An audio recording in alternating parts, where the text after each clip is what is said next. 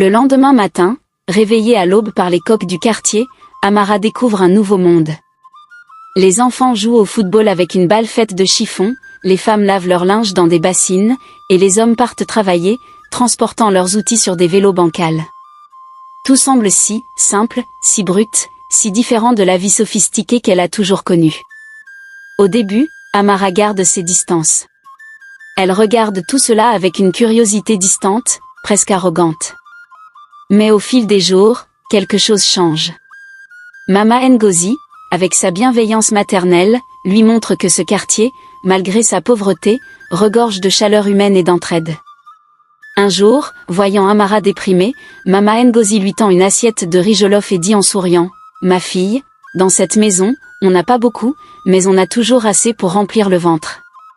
Mange, et tu verras, ça guérit le cœur. » Amara mange, et pour la première fois depuis des semaines, elle sourit. Elle découvre petit à petit que même sans l'abondance matérielle, il existe des joies simples, partager un repas, rire avec des enfants, ou simplement respirer l'air frais du soir en écoutant les contes des voisins sous le grand manguier. Mais la vie ici n'est pas facile, et Amara le réalise rapidement. Chez Mama Ngozi, tout le monde doit contribuer. Pas de servante pour lui apporter le petit déjeuner au lit. Pas de chef cuisinier pour préparer des plats raffinés. Ici, il faut travailler. Amara se retrouve face à des tâches qu'elle n'a jamais faites de sa vie. Laver la vaisselle dans une bassine d'eau froide, balayer la cour, ou encore aller chercher de l'eau au puits. Oui, un puits. Lorsqu'on lui tend un seau pour la première fois, elle regarde Mama Ngozi avec incrédulité. « Vous voulez dire que je dois tirer de l'eau moi-même ? Mais, et les tuyaux ?»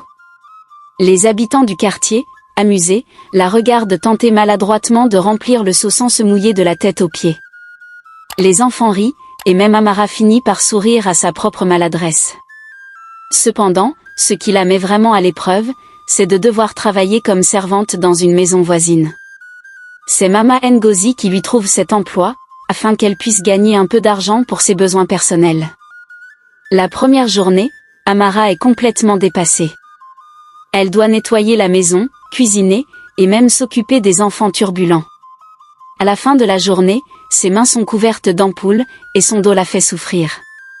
Elle rentre chez Mama Ngozi et s'effondre sur le matelas en gémissant « Je vais mourir, Mama Ngozi.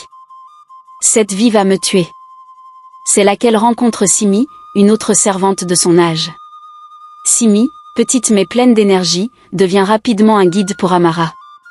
Avec un mélange de sagesse et d'humour, elle lui apprend les ficelles du métier.